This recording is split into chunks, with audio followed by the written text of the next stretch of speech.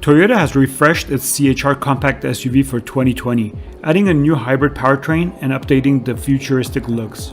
Inside, Toyota's engineers have made changes to the cabin also, but the biggest changes are under the hood. That's where Toyota has introduced a new range-topping hybrid powertrain. The new car will place a 2-liter hybrid option above the existing 1.8-liter hybrid, promising extra power and performance.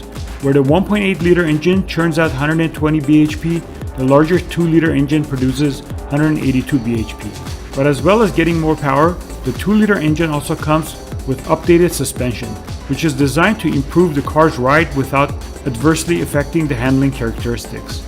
From the outside, the new CHR is set apart by its facelifted front and rear.